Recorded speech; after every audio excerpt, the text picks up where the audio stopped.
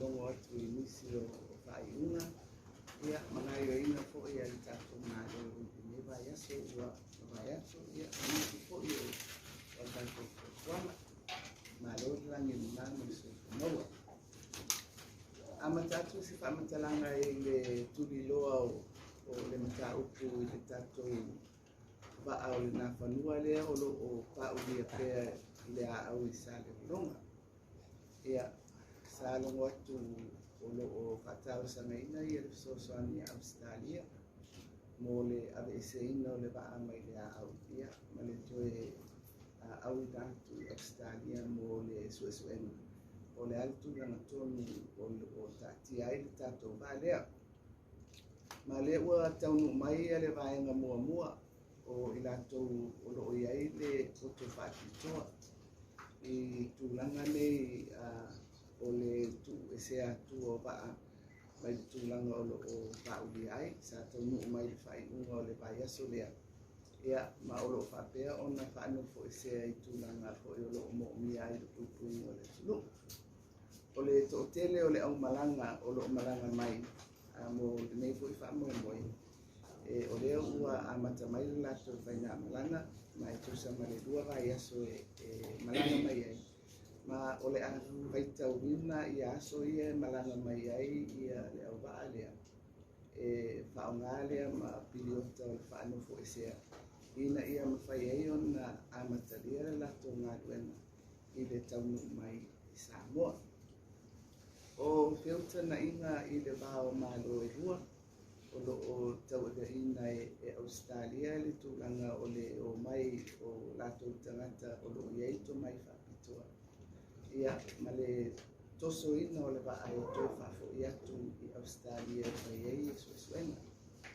O nisi o tūlanga I tua atu o le nā suesuenga ia o te manatu. O le a whaawa wai a whaatalanoanga I le wao mālo rua. Ai mai se I le tūlanga o le toi whaalere o le waa. Ia po ua whaale au ngā ina ato fo le waa o na ua ongo ngā tele ia sona whaalipa. Ia a o nā tūlanga ftu a maua le e se tonu a mai a le ia le sueswenga ai o lo o iei le to mai whaafitoa. I le to esea la o le Nafanua. E re ngata I lana ngādianga o lo whailawa I tono le loto I whale o Samoa ia. A o lana ia fo I lango I portalame mo le tātou I tūlangi I le puipui o tātou tua o I sami. Ia o lea o lo o whailawa tūlanga masani I sa whaia fo I isi taimi a ua na le ava noa ai le Nafanua. Mai o le soasoane tau wala mai lea I o tātou a motu tua oi I le tātou whaai tūlanga I a lātou waa ia ai maise ia le vaenga lea ia Amerika Samoa I le lātou Coast Guard o lātou ia pito tau le lata mai a loo ia I fo ia le soasoani whapitoa a malo ia o Australia o New Zealand o Falani ma Amerika ia lātou waalele o lātou whaia pea ia le ngā duenga lea o le lele ma maita wina. Ia mea o lo tutupu I lo ngā sami o le Pasifika. Mai o se tasi o le fuawaa o nā lele o lo whaia ngā duenga puipuina. O lea e nofo ma whaamau I nei I le tātou malai waalele I whaiolu. Mai o tūlanga lana e whaamau tui nai e le puipuina o tātou tua oi ma o ngā sami. O le sa whaatino e Nafanua. Ia o le matau pulo na lua o tātou polo inga fui e whaatatau I tūlanga o whaalawe whaafotei. Le lava ua lewa o na whaanga solo mai ei e le tātou atunu ai mai se talu o na tūlai mai e le whaamai o le COVID-19. Mai e au fui o na toi whaawau ia le tātou polo inga lea. Mai ale polo inga lo whaanga solo nei le solo fulu wiwa o autuso. Mai e ao na toi whafo wina mo le isi fo I masina e pei o na tātou sa wai. Mai o le na whautua ina ai e le kapeneta I e le tātou komiti o le New York. Ina ia whapena o na toi whawhauina ia polo inga whaatitau lea mo le taimi o le aso tolu sifuru au puso e anga i atu i le aso lufulu ono se tema. Mai o se tau o se teu ngala titi o iai e whaamautinoa a TBI nisi o fuafuanga o tatala o i tūlā ia mo tātou whale o loa laiti i aso sā na o lea o tatala mai le sefulu lua i le obi se io o atu le sefulu i le afiafi. O le situlanga o lo o tāwai le whaawau pea o tātou poloa inga mo whaalaulawe whafose.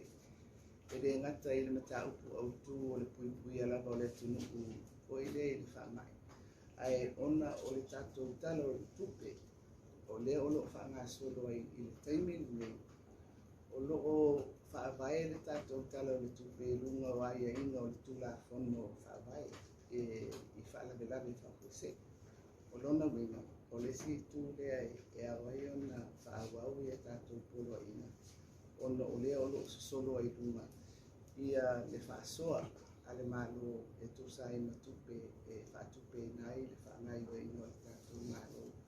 I le nei tolu masina o lo whaanga solo se i mae o na pasia ia le talo o le tupe i le whaai unga o le masina o se tema o na tātou se e tuailoa lea i se tūlanga o le whaanga ina o tupe a le malo o le tūlanga masani i le tala o le tupe o whatatia i lunga o le laulau a whono a le pale mele ia i whapena o na whaawawai na whaasoasoaina. Sa avea fo ia le matou wheloa inga ma le tātou komiti lea o whaalawilawai whafuasei. E maua mai ei nisi o whaamutalanga whaaupopo e winga i whemalanga inga. Mai o le taimi nei e peito e ona whonga ina i le lava i aso.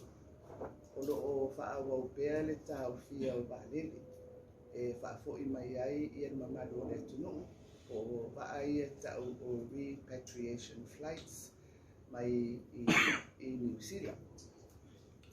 Mai o lo o whaawau pēa i e le nātu langa se ia mata i tuina o whele mea ia ngai iai ia le pepesi o le whaamai o lo i e nei i New Zealand. E fua fui iai ia tonu whai e tātou i le tū lava lea o le puipuia o tātou tangata. O ua langona lava ia le alofa i o tātou tangata Samoa ai maisia tātou whanau onga o lo i fiti. Pei foi ona silafia ua pepesi lava le whaamai i fiti.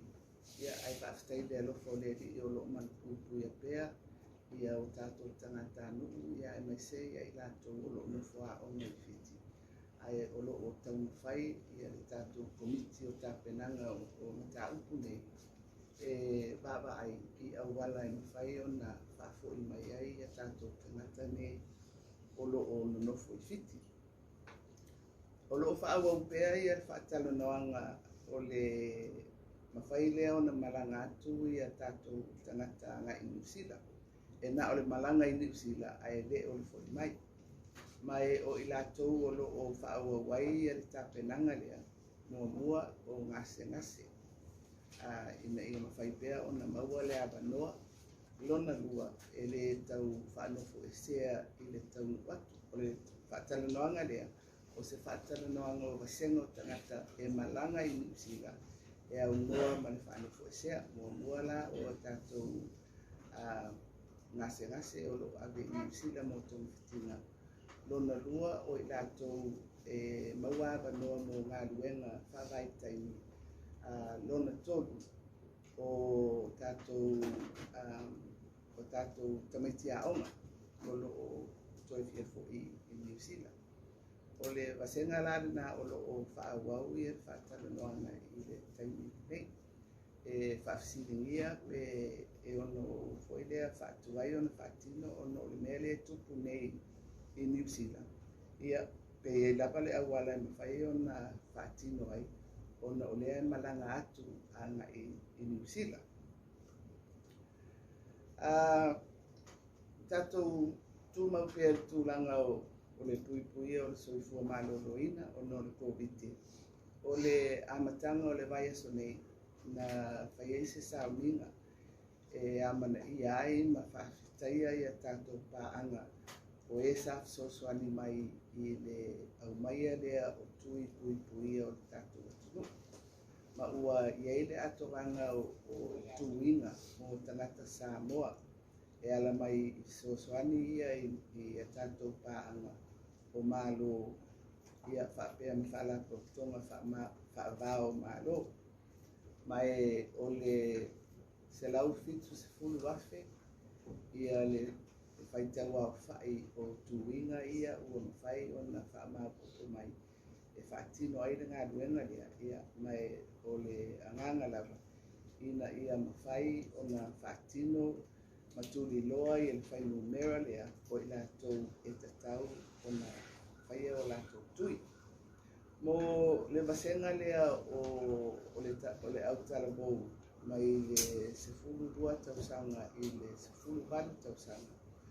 O lea o loo tālia nei ia le fesoasoani e tauala mai le malo New Zealand i le tui e tau o le Pfizer e mawhai o na whaangasolo ai ia le tuinga mo le vasenga lea o le tātou. Ia o se whaamtalanga fia tele lea mo ka penanga mo le puipuinga o i tātou mai le whaamai o le COVID. Ia ai o loo tau awe pea e pe ona watu i ai ingo a tātou polo i tu e ao na tātou ngā lulua i lava le tangata ia e puipuia mai ai whaamai. Ona o mai ai lea o se whaamatalanga o le whai ungo le vai aso le la a tonu fo o maua e nisi o le tunu. Sa whai ai le whai unga le kapeneta o le a whaamalo ro a le tu mau ia le tamaita i lo ia sili ma le whailautusi o le fono. Mai o le whaamalo ro le tu mau o le maua lea o le avanoa e tui nā tui ai ia e tali mai i le mau le malo i mafua anga ua le mwhai ai o na whaawau i la ua i o la tofinga. Ma o le autu o mau ia i se tūlanga ao ma whaapupu ua i foi le whaamitalanga. Ona o nisi o mea o tutupu ua le maua ai le anganga o le whaatuatuaina. Mai i tofinga nei, o tofinga tā ua nei mo le malo mai e tau a tele le tūlanga lea o le whai o na ngā lulua whaatasi o le whainga malo pale mai. Mai lātou o lo umia i a tofinga tā ua nei tutonu o le tātou tunu. Ia, ona o le nei mata upu e fo i vaenga o le tūla fono ma puipuinga o ai a tau. Ia, o le tūlanga lea e tua wanoai, ia i la ua i whapena ona au mai se tali tutonu o le vai aso mai o le aso kalaile i le vai aso nei. E tau ona maua mai ai i ala tali. Ina ia mawhai ona whai ai le whai unga le kapeneta. E whaasino lea i le ofisa o le loia sili. Ai whai ai le whai unga a le fionga i le whonga whetalai e winga i le whailautusi o le fono. Ia, ona whai umai ai lea o se whaamatalanga i le nei aso. O lea o i le whaamoe o le fionga i te maita i Minsta o Tupe. O le a whapea ona tāpena mai hia ma le matanga ruenga o le Tupe i le kapeneta i le aso wharaile. E whaatatia mai ai le ato o le tala o le Tupe mo le tausanga ruasfurtasi ruasfurua. E mawhai ai ona whaawau i a ngā ioi ngā le malo e amatalia atu i le masino o ke topa. Se i o atu le whai unga o le tausanga whai Tupe i a iuni o le tausanga fau. Ia o se tāpenanga tā ua tele lea mai e le whaamoemoe i le tūlanga masani i le whaatatia mai le laulau a whono o le kapeneta o le tala o le Tupe o fuafuaina. Ia ona whapea lea ona whaamasolo atu i le laulau a whono o le palemene i le masina fau. Good afternoon, Tara Falava. This is the continuation of our weekly updates on some of the decisions undertaken by Cabinet, and also some of the events and activities of government during the week. I would like to update you on the salvage operations for the Nafanua. We have now received 3 people who arrived at the end of last week for the salvage team. They will be joined in 2 weeks' time with the rest of the salvage crew, who will take 2 weeks to travel to Samoa to undertake this work, to lift the Nafanua off the reef and to prepare her for transportation back to Australia. The 3 people who arrived at the end of last week are now in quarantine under our usual conditions. The rest of the crew who are traveling by sea will take 2 weeks, and those 2 weeks will be taken as their quarantine period, so that they are able to immediately undertake the work of being able to uplift the Nafanua and prepare her for transportation to Australia. The Government of Australia has been very generous in providing us with this assistance to salvage and to transport the Nafanua back to Australia. When the assessments have been done on what the condition of the boat is, then the 2 governments will have negotiations as how we will move forward. In the meantime, with the Nafanua out of commission, the regional collaborative effort will step in, not only through the work of the fleets within the region, and our nearest neighbor, of course, American Samoa, with the services of their Coast Guard, but also the air surveillance that is also a regular feature in providing surveillance and security for the region. In fact, one of the Air Force planes under that program is here in Faleolo and works out of Faleolo on that program. So we feel confident with the Nafanua being out of commission, that through the collaboration with our partners, that the security of our borders and our surrounding seas are being looked after by the programs I have alluded to.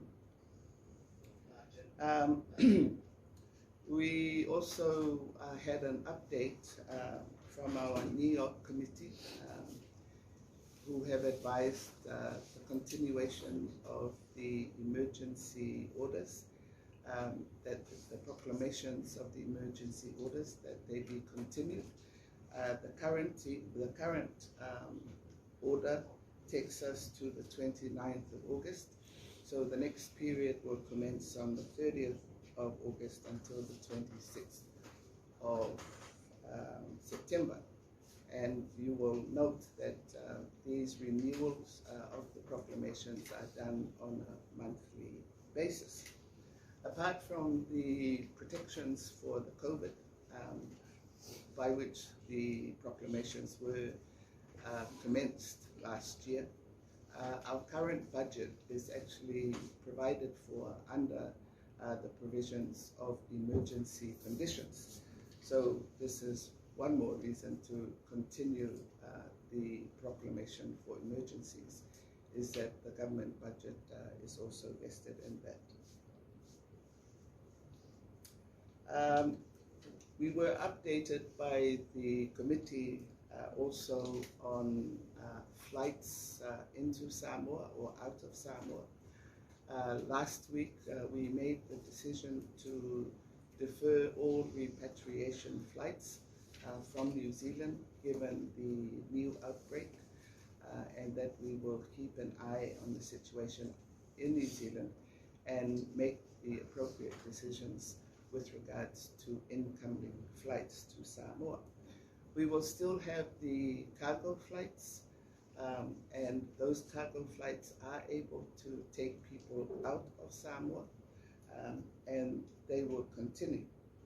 The committee is still negotiating with the New Zealand authorities on a New Zealand one-way quarantine-free program, and the people who this program are targeted to our health cases being taken to New Zealand, the seasonal workers scheme, and some returning students who may have to return to New Zealand. So these are the groups that are being considered for quarantine-free entry into New Zealand. We are continuing our discussions along the same vein with American Samoa, but more a two-way travel bubble. And also, we are also seeking American Samoa's help, especially with our health sector. Our CT scan is not working in our national hospital. The nearest CT scan is in American Samoa, and the request has gone to the American Samoan government whether we can bring our cases to American Samoa to help with the diagnosis of our patients. So we hope that we will be able to do that with American Samoa to help us out at this time, while we are awaiting the replacement of our CT scan. Earlier this week, we were able to hold an event to recognize, acknowledge, and thank all our partners that have provided COVID shots for us. The number for the shots needed to cover the population that needs to be vaccinated is 170,000. We have then received the full amount there from various sources. And we also understand that the age group between 12 and 18, they need the Pfizer vaccination. And we understand that in October, New Zealand will be able to provide the shots for that population component of Samoa. We're very thankful to all our partners who have worked, New Zealand, Australia, Japan, the US, and also through the collaborative work managed by our UN agencies. All their work has enabled us to receive the full component of vaccines needed by Samoa. So at the current time, we have achieved 80% of coverage for our first shot. We are close to 30% for the second shot. And with the rollout of door-to-door program by our health ministry, we hope that we will be able to meet our targets in the very near future. And also, especially with the Pfizer vaccination being available for our younger section. Late last week, you may have already heard through various media outlets, the government has put the Attorney General and the Clerk of the House under suspension. And the reason for this suspension, and it's an interim suspension or short-term suspension, that they have been both given the reasons why for the Attorney General, that I and the Cabinet feel that we cannot continue to work together. And then in the case of the Clerk of the House, why the Speaker also cannot work with the Clerk, it's fundamentally issues around confidence because of matters that have happened during the electoral process and so forth. And in the interest of natural justice, both of these officers have been given a week to make their replies before the decisions are made respectively by Cabinet for the Attorney General and for the Clerk of the House by the Speaker sometime next week after we have received their answers. Finally, I'd like to conclude this short bulletin by announcing that the Minister of Finance and the Treasury are now ready to table the budget for 21-22 to Cabinet later this week on Friday. This is an important development so that we can process a full budget and to lay that proposed budget on the table for Parliament's consideration in September. So we are very pleased that the Minister of Finance and the Ministry of Finance are now at a point where we can begin that process. So that concludes my short bulletin for today. Yeah, Manuele Afiafi Soifua.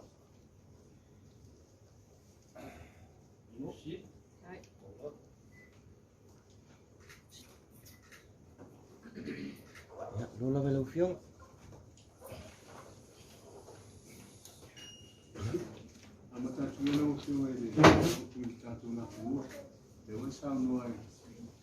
Ele au paane mere au ngado me stadi ni mara me lupa ya so son te pasau indo tanto male leo o le astu la moto de fino malo caponetta e su suena pose di quali sa di ai tu la na ma puoi fare tu la ngai de tu la fono e lua e tu la fono e faiala tu su suena da tu puse me papel mo mo su suena tanga duena ngalwen stel ono la tu la lo yo ta o ba maritime e foi la tu la fono la tu su suena fai ai la lo foi o le tanga duena leo ono la tu le e no foi le ba e foi la tu su suena fai e fascino la vai di tu la foi le o esa pafoea ia le vai na tem ai o lo fai po ia le tamuanga cabinet i se tulanga au tele i se komisi i le mata upulava nei ia ai mai se le tulanga foi le o le va o se aseta foi le tamuta mai foi le ele o se aseta foi na fatu te tatu o le aseta bawa mai i le anga le deo tatu paanga le se le malo Australia mai o manatu ai le ia cabinet e au na fai se sai le o ile i lunga atu lava o matafa yo ia le nga fa mansusu nga le tanga duengo le nga duengo tele ia mana tanga duengo o le na ia mawai se atu tuanga o ile o mana manga o le mentu le comissio sociale in canale con le SCDI e non sa fatti non hanno o inizi o preferire tu le ai ora ngai wenga ale sus wenga ia leo e ia le la tu faina fai la lo la tu la fondo e se meta o la tu tribunal ia fai la tu ia la lo tu la fondo fa pena ko ia ia le mtanga de la do mistake o le o commission of inquiry le o fatta tana no ai cabinet o ina lai fatu la mai ai o ai ai o amata upo e ao na sila ai le au te manatu foi le foi le fatali se uma so na bombo ya ona mai fatasi le o na famta langa uma e tu ia tu tono le so na au le famo mo e fi fatino au e per ia fuluro fiu o le fama vai com sina wa sta sido aseta tango sai la lo va mai so fino no wa Sama pun sangat boleh temani letak tu cuma dan orang yang macam memilih ini boleh buat lo. Kalau nak iu ay tuan ngaruh ay ikut Vaccination di situ pun apa le? Ia oleh fama vai oleh sangat mai lana ngaruh oleh memasanya tu. Fa pe oleh ofisiri pe ese sota ikon fama vai maleba. Ai longa ese fai na oleh fai ngol sus ngai fama vai. Awa mesela vala le komisi oile susu awa fai lava ona fai polo inga komisi oile ie mana umbia mai ni na tu fama Fama vai oleh komisi na ia awa amado oleh tu mai lo isile maloma le pelo tu se fono e pe po fam tela na umai de te chai la fai tu dia ya tau trata na mo le tai out. Lo fa pe mai to lima nisi o fa lo po na tfenga na sini an malo o le wa ma ye pu le nga le fenga malo le fa malo lo fa pe mai to lo nisi fa lo ko tu la lo to mi fa pe mai pe lo to ngal wenga le wa am tai o le fa to lo le fa malo lo fa lo ne tanga lo le sa pe na tu le me tu na state na ile tu na yo fenga palota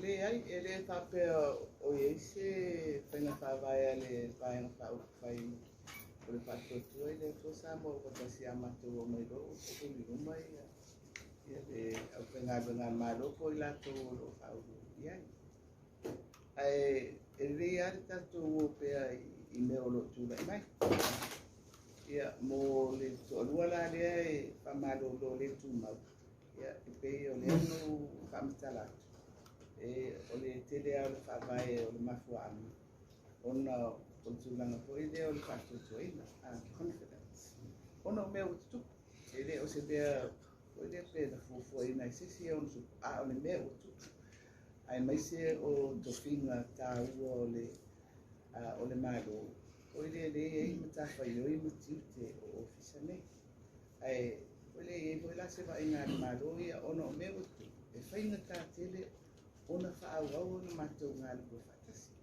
E leo se tūlanga la whape o matou whape atu e leanga po o le leile ngā luenga ai o le mea ia a sola lo le whakotuanga ai mai se o ngā tūwhina whape e whainga tā tele o na whatina ia ai mai se ia o naisi le whia le lei o le e le mta upu voi le lunga o le I lunga o le whamasinonga le contempt of court le whaalormia o whaiunga le whamasinonga. O lea na ave e le vaenga whai e le fast I le whamasinonga. Ma o lea lai tā uai suafa o ofisa ia o le malo. Ia, a lea la o matou pale mai I le malo. O I lea o se tūlanga whaina tātene. O I lea whai o mea tutupu, whai o whaangasolonga o mta upu I lunga o whamasinonga. E lea whai o na whaatino sa ngā luenga I se tūlanga le lei ma le ate toa. O le peilana whaamala mana matu. O le whaamala o lo le tūmau. Ina ia tuu le avanoa. O I lea ia I la ua. E au mai e se tali I le matou mau leo o matou avatua e mafuai ia le anana. O I lea e le mwhai o matou I tukoe ngāi ko whatasi. O lea la na tuu I le avanoa mol nei la yasu. E whao o mai ia o le tali ale loia siri a te au mana kabinet. Ia a o le tali ale whailotu se al fono e anga I lava I le fono se tarai ia. Onga ki Apia tōna tamata o polisi o tangawa ia. Whaftai lewa tali mai le vai o le whesi. O le tele o tofinga maua lunga malo, pe o tofinga ko ile sa na whai ele whainga malo o te atu pia po le HRPP. E lawa e sa mua tūlanga o le whātua. I le tūlanga. O le mātua mai tau mai po le tua. E pe o le o iesi whakitau le tūlanga whakena whakena tāpo I le o nga ngā rūwe whātasi I o tati. Ia le wai tali mai I le loia sini mai whailo tusi. A o le overall po I le ngā rūwe whātasi o le whainga malo o matanga whainga whainga malo. Le tūlanga whakena tā o iai tūlanga. O iai se tūlanga whakena tā. Anu e tali mai vai mai e. O Eleele ale tatou talanoa malamalama. Koile o le mafuanga tau mo ofisa e rua talanoina. Ai o se whaapea e se vainga koile ale whenga malole nei e le fia ona ua tofi e le whenga malo taluai ia nisi o tofinga le e nei e le o le nā. Awa o le mea ia e tofi a ia tangata whenga lana ia ai mai se e fo le teimi na talanoa ina ai fo le mea le whaapea a macho mai o tuturi do. O le tali atu ila e pana whai. E le mawhai na whai le mea lana ona o le iei kon kalate a tangata. E taulana manatua e ia le ukula nā. Awa le fai mau te loa e mātou ia. E mau te muli ala i ala o mea o le tūlafono. Awa e pui e fai tangata whai ngā tuenga i ala malo.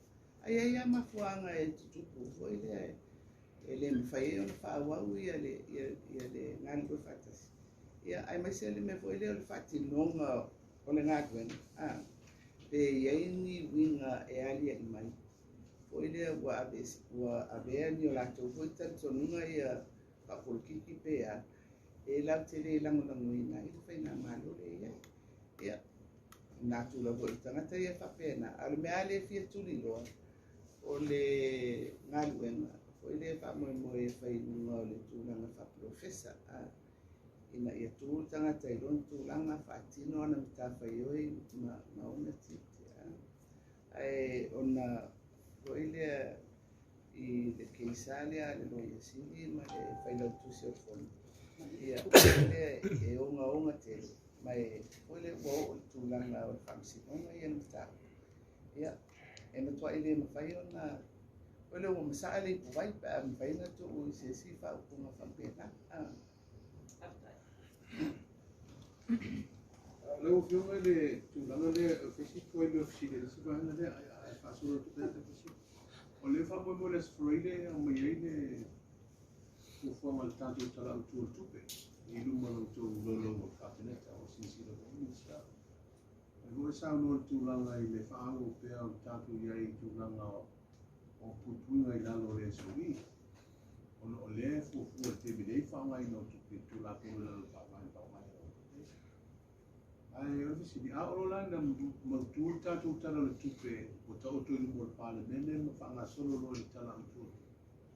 O le a avesea loa le iei o Samoa i lalo pui ngā whaole whakose, the state of emergency.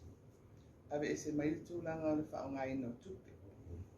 Au te manatu e ai longa e pape se taimi tau tua e se ai mali tūlanga ai o pui ngā o whaama.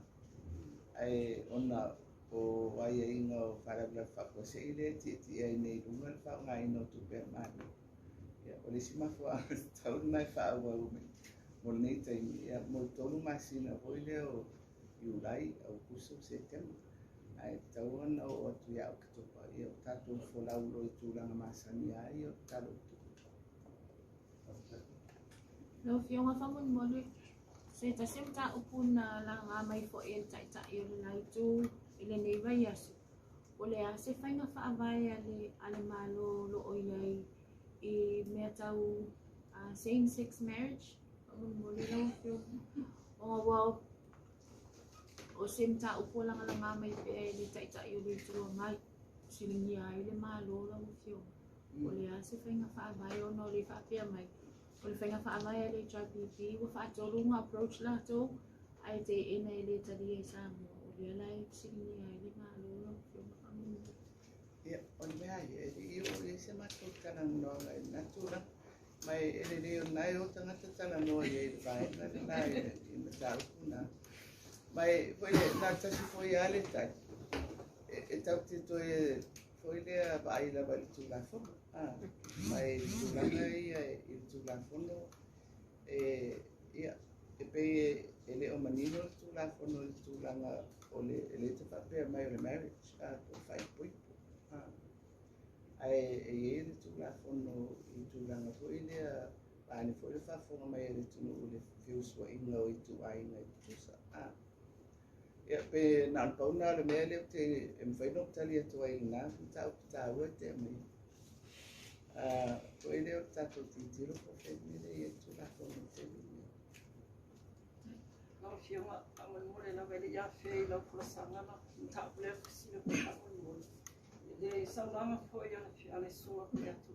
Tu so foi le chai chai ni ya tamate cha sinja na ela forma tu la e papa pe o ia le sa tu na no simentu i tu le me foi lo tu la mai le. Ile tu na ngolo ye ni ta tu pa na na so fina ngolo ye ni tu na. Ia ole mea, ole tala lai whai anga e tai New Zealand e whai mai e atia. Ia o te rei rola pe e se whina ngā lor o le tai o New Zealand po lai pisi te resta mai tai whea ngai e male toi pesi o le COVID. Ai no whalongo o tali mai e le whionga i minsta ia au pito. Ia, o la e ata au pito mwhai mai lan tala misaloa o tanga masani hoi o i tua ngai o le tauama toki le o le tele o le pe mo i pe sao ia na famtara o le ano mau le sauanga au pito e se fa vai o na manatu fatula ia Faftelo fioma i le tulanga le ai ia se tema le na o tu ia i pata pinanga pele masan ia i tulisi ia po tato te wila masani foi ia lele fa ia tato tala tupe pele masan ia na le o mai te ngul te wila les fu fuanga malo i le asa fa tu masan ia i le patatal no mai era mtanga wenga o le la pala alu ia por calamere te wila pe o telefone i si sami ngar malo mo aspatito e fai lunga o pena failangi fasalalau ia ai ele ese tulanga po ile fai ni fotonga pe satu sama sani mai ia salo lava le tapti o ai lalo o poro inga o ile e tau fai te terme na o le poto tanata tau pui mai ia pe pesio fama No fiona famon mole e le fona tanga le Youth for Climate le fate fai Italia le il masina la sete ma famon le sola le na fatala no ai nisi fo io suito mai tai tu pulanga talbo le fate le la le fai ne famo ni ono le fai fate le la e malanga tu la o Italia pa o se tasi le o tu ulo pesi ai fo il fama e ia o le famo moe al na wa sa walu le latu sa minga le sa fai le sore le basore mai o le ofo io tamai tai telebo e le o se me voi le papea o se tapenanga foi le pe fai masui o Samoa o le por kaname la vai o le sa ni mo tangata talabo o lalan ia o le voi la ua asosiatu ia ia pala ko tonga ai e foi talabo o tato o tunu uma ua mana ia ila tonga pala au dia mai e fai masui o Samoa ia por Pacific fo o le nganga la vai no ofisiri pe o se fono voi le e fatasi tastanga pe o fono voi e faunga ia pena te faida ia ale la fa pe mai o fa mo la vai ia stasi o te lola o le nganga o te mai tai e fia awa ai o le lui le fia ngai pe fa fia no i awala i saunia ia misalo pe o ia nisi o lo so swani mola o na tula ona se tu langa no firma simu munde o tu mai ia do sila le lumana yo tanto male le prispele o stadi tene ona ole ai telefoni na i famtala no le mo ole ia fa na fa mo tanga luenga nei tonu ole tanga yo tanto male e tar que mai tele o mo le ba na sila lo to ka te ta io o tatia ni se oli poti mai le fa pena na fatati en matutini na fatati en taimi o le malo te wai ina e fa pea e ta wala wala vale ia o mātou fo i e tāua fo i a mātou vare. Ai o whautuanga komiti rea, e whapea e o i lea e le o sao le teimu. O na o lea e whea ngai tātou man laulangi man kōrite, whawhaingata le whe malanga e tangata. Ia, e le e se tupe maua ale vale le au mai e. Ia, ai peitai. O le ua mātou mai tauina na mātou whupare mai. O le lava sa whai a whaiunga e whaua. O le la e ngawhanei mātou. Ma le tau au mai o whamataranga. Ma mātou malama.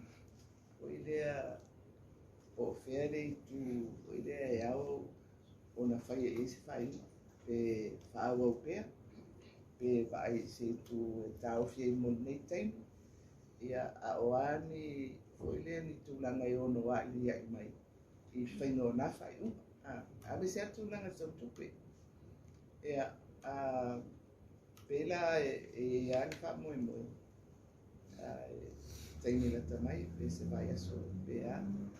Ona tau maua mai leo se ato toa no whaamatalanga e whaiunga ale kapeneta i le mea tau na whai. Ia au le mea moni ai, e sa o ai le whautuanga ar komiti le whatatia. Mai o le komiti na o le whaururunga o le tanga runga le tupe, whaururunga o le utos, o le whaururunga o le nupi wha. O la tau ia sa tau fia e tena malota luai. E whai la tau masui o le kapeneta, o le malo. E turi loa ina i a ngai o ina o le leo le whana solonga o mai o le pate. Ia, o le la tau la na whautuanga sa tuina mai. I le nātain. Ia, o i lea e le o tala whea ngai, i le taimi e a mai e i le vaa. O nei le mautinoa i a vanoa e whawhaingadua ngai le vaa. Ia mamau mai e mani ana tupe, awa le mea mo ia ia. Na o ai tālafu ai e sa wha e runga tātou company lea. E le ngata i ai tālafu a o le taunu whainga o le amainga o le vārele lea. A o ai tālafu i le tātou vāre sa wha o ngā oi lea e tō moatu vārele o Malindo. Ia, o mea umana e hoi le whai ia le fōwhanga kāpeneta mana whai uni whai. O maua leo tū kapeneta se tūlanga o iei tau tō e tātou e tālafu. O tasi leo mta upu pesa umana lo e kuri nisi o manatu a o loma i whalota. O mta upu e tālafu e Samoa. Ia le sa o mai a fu i whaamani noa mai matanga lo tupe na. Le se tūlanga e porere tunu o lo lava tā oso le tūlanga tau tupe e ngawhati aire to e tōngtongi atu o tātou. Ia leo se e mena o tau sa i tonu la tawana tau tisile i puna tūlanga ia. Ia, o le tūlanga o le ai tālafu ala mālu. E leo se mea whaalilulilo voi lea e vangana eo e ni a tālafu e lo whailoa. Ai o tala o le tupe ai. Ia i ale paenga voi lea e oto mai ai ia le tūlanga o ai tālafu o le tunu uma fuafuanga voi lea o lo alu mo le tōngi. Nā le pau ale mea. Foi le e whaingofia le whapea mai o le e le tape langa i tutongi ai. I le tūlanga masana. A le mea la le wai le laulangi ato, masamo. Ua le to i tatou i se tūlanga masana. O le o tatou tupe maua. Ma whaingo whapea nasa. Pei o le tūlanga na e ono, foi le te tau na sirisira le iai le whainga mali o fōu. Ia, foi le e wa i toanga tūlanga foi le e lo ai foi le malu ia. Pe me fai no to e fai ni sia na italafu pe o le me o le afa fentana. Ia wa o le me monia ia po le malu po ainga po a fara po tonga e ale tūlanga i mo mia e itala. Ai fua lai o le tūlanga foi le o le ngafatia. Ia ma ngai o inga o lo whanga solo ai se me ia so fai pia. Ko le ia mawhai ona whaua. Ai o le tūlanga ai e tau ai tālafu e manino la. Ufi mo le whaimata mita kwa le mea. O leo sa langa i te ta i line whai ni jau. Sufai te sima 5 miliona le sa sisi lai le malo ni sila. Ma o le sa whapea mai le te ta i. O se mea fōle tonu tal whasa pito le. I tūlanga fōi le futaka fisui ia e malo. Au lea ua au mai whasa sila ngā New Zealand. I le se fulu whate sima le 5 lea. Au iaila le manatua le te ta e banga whaupu. Ile tūlanga whare o na masaloma le ini si le tūla vāre lea. E tali au pita o na while mawhakatanu au. Mai a tā ua ile se mea fōu. Se o maiso whina ngalo pe wha maunia le vāenga wha mau. E sao, e leo se mea fōu. Ai atonu e ngalo i atuile. E se le lewa ile to e se swing o le malo. Ai a mai tau hoi le whainga pārota. To e whaawau malo, whainga pārota, to e whaawau malo. Na whisiri lea. Pe ele ia teimi o la sa fa solo mai ai so ani le na teimi sika o isi foi tato pa mai au na la wata li mai le minister ni sika ia to no le meta wala ai o fofanga foi ani sika o le tupene mai Samoa o le vaenga mo Samoa mai se vaenga tupe telea o lo fofo ina mo isi foi to no pasu. So, ele o se mea na whai whapito e New Zealand mo Samoa, po whenga roa fast. Ia po te whatu ino lo parimi. Ele ai o le lato wā, po kalame o lo whasoro ai, le lato tufa, o sosoani mo o te muke pasi. Ang whionga leo mautu mai le masi fōle la tō whie puntanga pamene. Eisi po whonga le whenga malo e wai le utatie fo e lai tū ia le o se nga foi le tatu filo inga bea so mo vai o le fon putalai whatau tohina ia sui pamene. E se fu fon foi le a tau fia rol fon tanga pamene o whatau tole e le almalo le o whaisi le o ia ngan kofa. Ia, e pe o le wingare o te maitauri. I le sa tūrai mai tu whaimia. E arona winga voina a sauna mai au sauna. Ele o sauna, o umare taimi o le whatau tōna, e whai ele tito le armaro, e whai tōna o le whasfōpi ma waso. Ano fwoi arore na fō o le whongitarai. O le mta whai oi nā whongitarai. Ma e le fwoi na whai ile mato whatau tōna. O le whongitarai, e whatau tōna ina whai tōna. O le sauna nā ui, ai le lehi tō sila fwoi o tōni e tū la whona. Ia, ma whai e fwoi tō whawe ngai na pesa o nā. O pia tō e tutu loa ka tū ranga le i tato tōle o le te wila. O le omu tau rima. Le ole whātau ni nani skoi o tūlanga māsani, o māsani. La tau samu tū. Ai, o mai tau wina I lungo o tena whailani ia nisi koi o whātau loa nisi koi. Ma lau telo tangata kai business lai. Whapea mai lato. E se awa le whakamu na e le te wiri. Ono o ia ingo o le ko iti. A o le ana mai tau wiri. I tele me lana noa e sa wali e whakamu le ne. A sa toa tele e umano se. E le natala le i sa wali e whakamu le. A o le tato patau tonga e whai. Sa ba aia le tumutu na umano le tu. A o lea ua mai pola ina i whai whakamu le na. Ma whaua pele whakamu le na tato. O tato te wila. Ko ia sau nome tu sa ko ia. E sa o le ia oi. Pe a fuai tu la fono ia e ia. Ale e poto potonga ia fai. Ia, o le me foi le pe o tatou a o le stemi o whaongai poro ina, a o le stemi o le whaongai poro ina. Ia, a tonu foi teini le mo te unga, ia le fu whaongai poro ina. Ka whatonga te tai atu o i tatu au ta apade rongi tau mina tele ta apade rongi i whai aso. E mi se lawa le i ina sa maumon po so I pōsi tasi. Ia, o whala rave tau ta vale, foi le o mea lawa tupea mai mawai a soi fofo tatu tangata loa.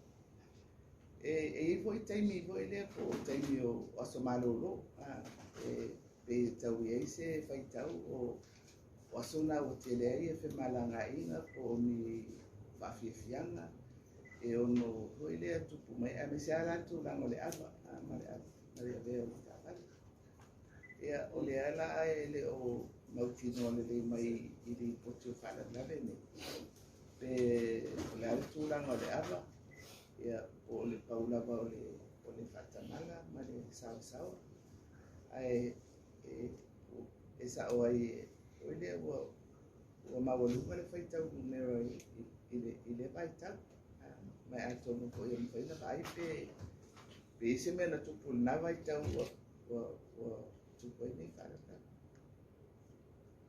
Te selo si fanga mole no fiuma ole ta kwela tula mai tanga lenga mo faila le loa e foina an nothing ta no ko se ta so means ta ma interview ana ia fa ale foina no ko lenga ona o le pe wa ma mai o faila le loa no le virus le tula no foina le no fiuma ta ile ko lenga tele le tula no ko faila le loa wa le family e copy ko su akuia physical copy se le ko ina ta mo o le talang na o saunoaga na minsta o tagaluega tele na amata mai le faamatalaga o faila ua lē loa po ua faamaʻia ia le oi lea ia polokalame o le computer faapea o se virasi lea ua ia ae tala ai la ia le minsta tapaua lea o se virasi e oso mai le computer oso i totonu o kapeneta foi le loka ia faila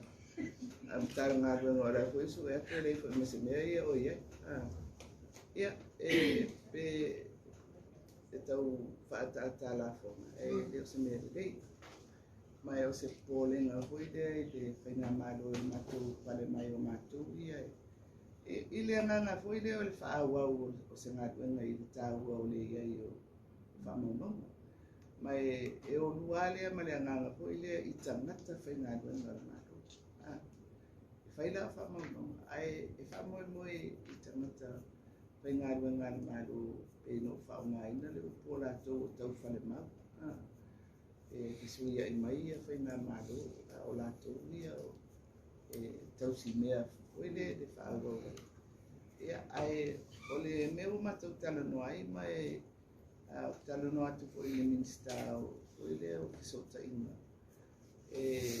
pe wale te tau lona fai se suenga o le atonu a le tūlanga le tati ai le whamau o le tūtonu o ofisa mamutanga duenga le malopo ma pupuia ia whamau ia o le ai ia ma le tūlanga le ai o le Eleele ai tatu malu ele o tasi se whamapoponga ele se intranet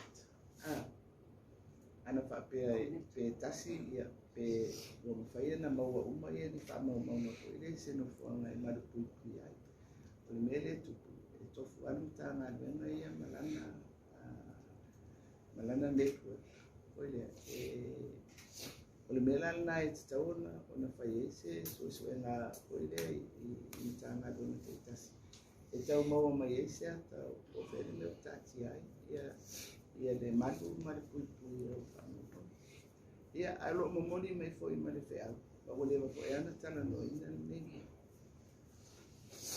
pe la me o le fai e ona fau ia se faina e fiso ta ia man madu se sistema tas ya o le se foi la facile na o ave ile minsta ya ma se ta na mai pola se te awala ai na fatina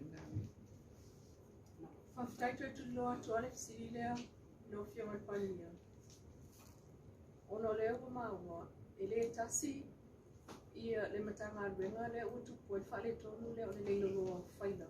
Le ngata ina fai nai tu tonu o computer. Ai o faila fo ia hard copy faila ia tu tonu ka poti ma ka peneta o le ai fo o mama e ofisa o minister. Pele ia ngama a lea a fianga e te tau e lona fai suesu enga whaitu la whono peile o suesu enga sintanga lunga leo. Ia, o le mea ai. O le vau fai I minstai. Sila latou I le tūlanga o le nofo ai e latou tanga luenga I whawhitauri e ari mai. Ina te ua I se vai ngā voi leo o I ele mea le kutu.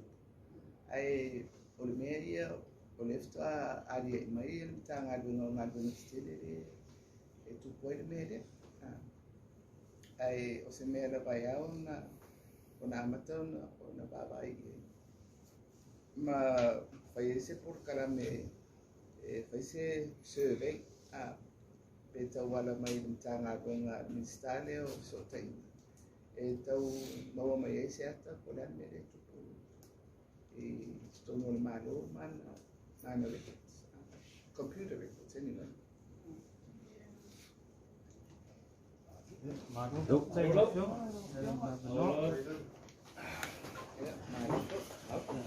Right.